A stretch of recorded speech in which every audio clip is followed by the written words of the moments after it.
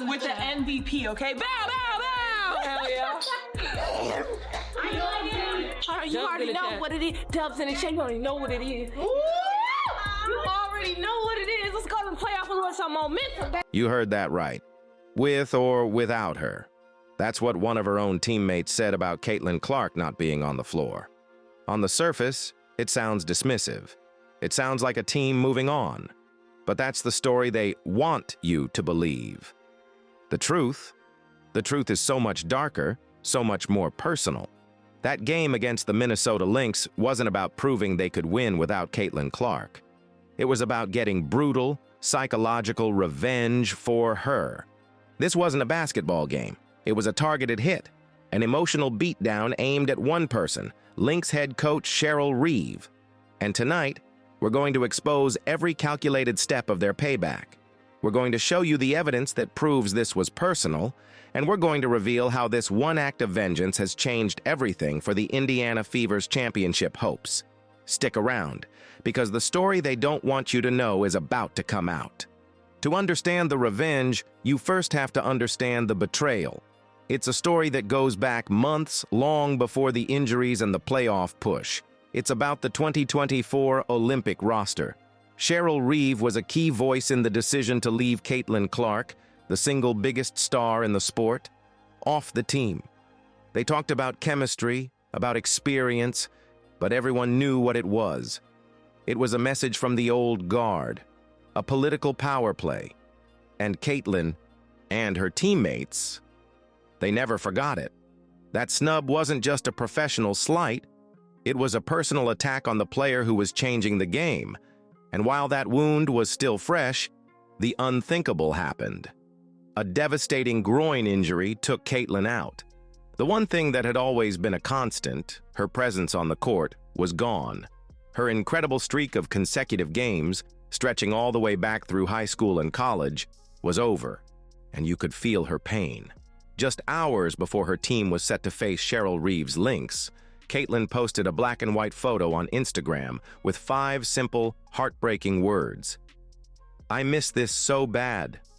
It was the cry of a warrior forced to watch from the sidelines, powerless, or so we thought.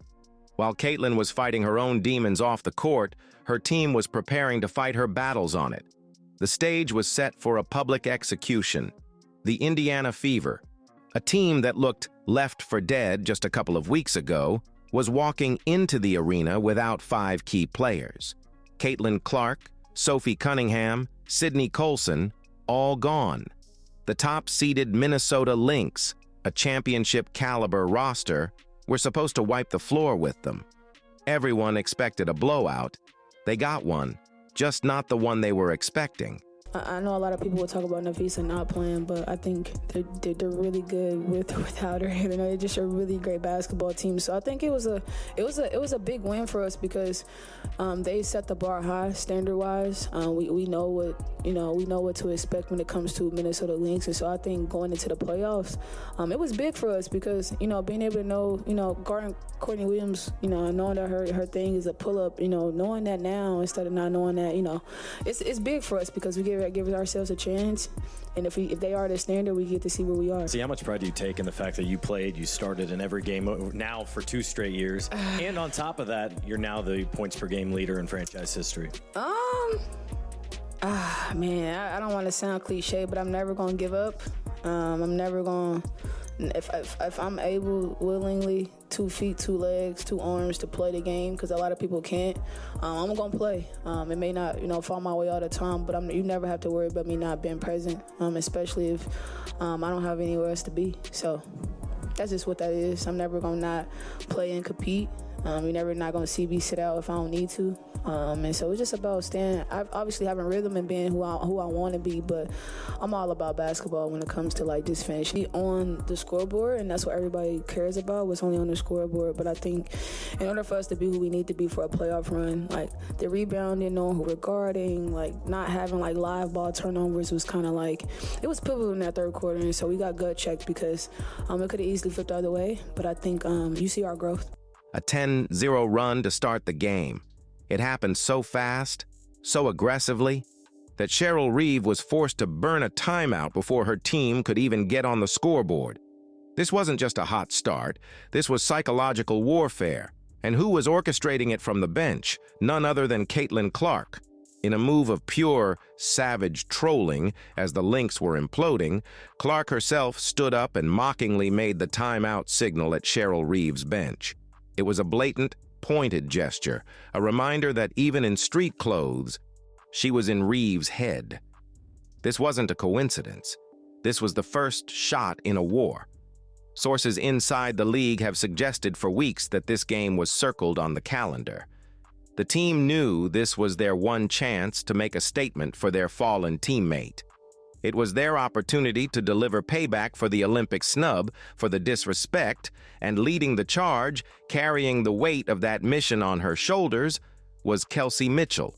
While the world was focused on who wasn't there, Mitchell was quietly putting together the single greatest scoring season in the history of the Indiana Fever franchise. She became the first player in team history to average over 20 points per game for a season. But this season has been about so much more than numbers for her. It's been a trial by fire, and in a recent interview, when asked about her durability and her leadership, the raw emotion of what she's been carrying finally spilled out. One of the things that I've been impressed with these guys since even the offseason, really the ones that I was able to work out with in the offseason, is how hard they work. You know, there's a work ethic and there's a work style. And to approach everything in the same way, to be so energetic, enthusiastic, and dedicated every day. And I felt that way in training camp too. There weren't any days where I had to bring that out of them. So I think it's the nature of the women that we brought into this organization to continue to just bust their butts and play hard. Get knocked down, it's how many times you get back up. And, you know, these are things that you have to go through.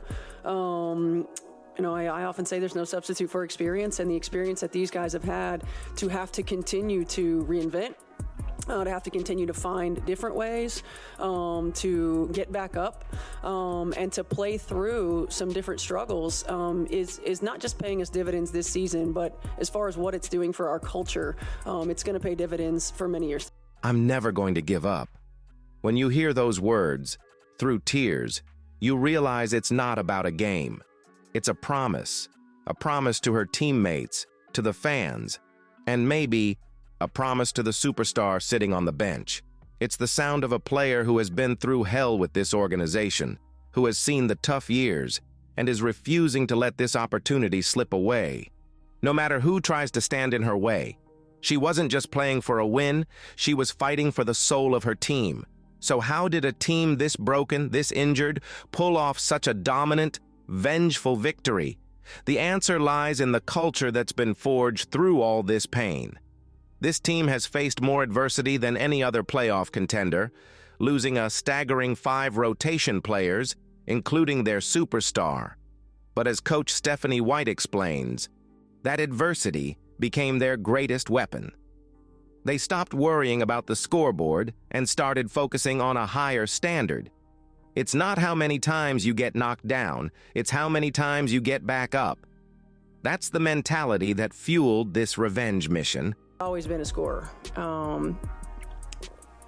For her to not just do what she does well and do it in an efficient manner, but then to take on playmaking abilities for her teammates, I think has really expanded her game a little bit and really showed what she's capable of doing.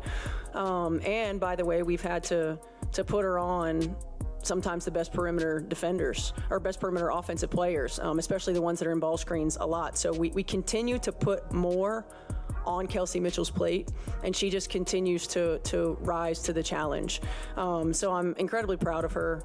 You know, she's been through the ringer, and in this organization, and she deserves to continue to elevate her game in the way that she has, and under different circumstances. So I'm proud of her. She's carried. Coach White admits Kelsey Mitchell has been through the ringer in this organization. She's seen it all, and now the team continues to put more and more on her plate, and she just continues to rise to the challenge. This performance against the Lynx was Mitchell's masterpiece. She finished with 18 points, but her impact was immeasurable. She controlled the tempo, absorbed double teams, and led the attack with a relentless confidence that broke Minnesota's spirit. The Lynx knew they had to stop her, but they were powerless to do it. Just ask her own teammates, who have faced her in practice and in games for years. They know the truth. They know that when Kelsey Mitchell is on a mission, she is simply impossible to stop. You asked one of the toughest guards, who's one of the hardest guards to guard. She's definitely number one, hands down. That's not just praise, that's a confession. That's a teammate admitting that the weapon they unleashed on Cheryl Reeve was unstoppable. And as the final horn sounded on their 83-72 demolition of the league's top team, the celebration began. It wasn't the cheer of a team that scraped by, it was the roar of a team that had accomplished its mission. That celebration, that energy, that was the feeling of payback. They had defended their teammates' honor. They had sent a brutal, undeniable message to Cheryl Reeve and the rest of the league. They took the pain of the Olympic snub, the heartbreak of Caitlin's injury, and they channeled it into a perfectly executed revenge plot. 5 players in double figures wasn't an accident. It was a sign of a team unified in its purpose. They proved that their power doesn't come from one player, but from a collective, burning desire to fight for each other.